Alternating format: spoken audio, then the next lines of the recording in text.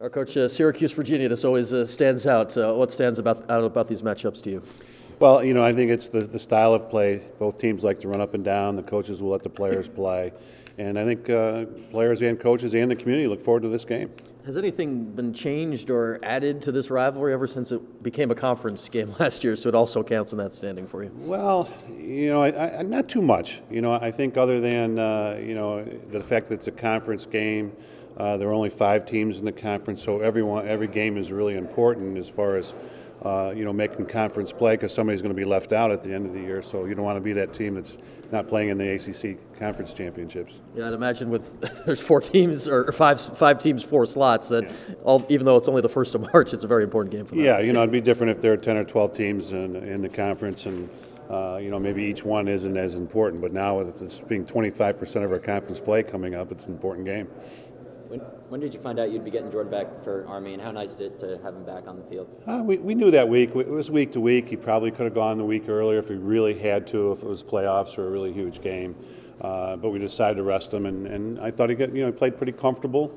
And he's just got to get back in the flow of the pace of the game. And I know he played a little bit on the second line with Nick and Tim. Is that where you're obviously going to use him going forward? Well, we'll see. Nothing's set in stone. If he were to step ahead of somebody, then he'd certainly get out there. But right now it's great having a player like that on your second midfield group. And I know you said at Media Day that you think he'd be the Jordan Evans you guys recruited out of high school. Do you think he can still achieve that this season? I do. He's just a few weeks behind everybody else. It's a setback for him. Fortunately, we have the depth to be able to get guys out there and take his place. But I think every week you're going to see him more comfortable and getting better.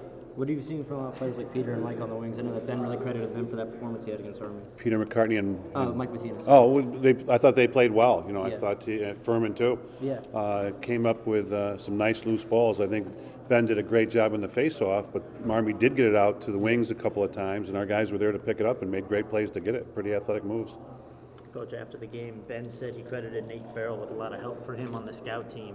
What do you like about Nate as a face-off guy? What do you see in him as a player? Well, I think that we have a number of face-off guys, and they all have a little different move, a little different quirk, so that depending on who the other team has for a face-off person, probably one of our guys is going to have a similar move or style to work with. And I think Nate's got very quick hands, which is where you want to start.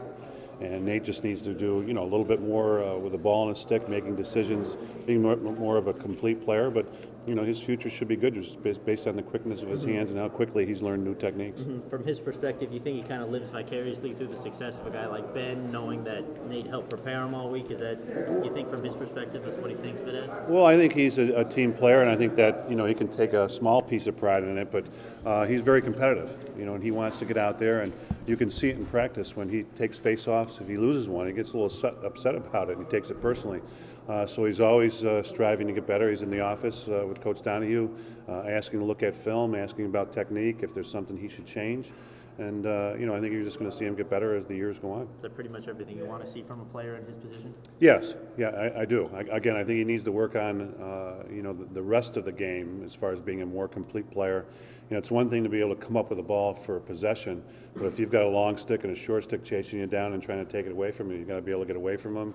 You have to make a good decision on where to place the ball, where the open player on the same team might be. So there's a lot going on there. Thank you. Coach, I'm sorry if you already talked about this, but would you mind breaking down the Virginia matchup? Always a great game between your team and them. Well, I think they have a pretty good group, especially offensively. You look at the first midfield; they've been shooting the ball pretty well. To have Zeddy Williams being their leading scorer, playing in the midfield is pretty big. Tucker's been playing well. You got Van Arsdale and Pennell behind with Lukovic, a younger player. It's a pretty good attack, and I've just started. Been watching film on Virginia for a couple days. Wanted to get our Army game behind us first, but I noticed they do not hesitate shooting the ball from the outside. They're very athletic there. The poles and the shorties are good. They're athletic too, hard to run by. Got to test that young close defense and get some good shots on the goaltender.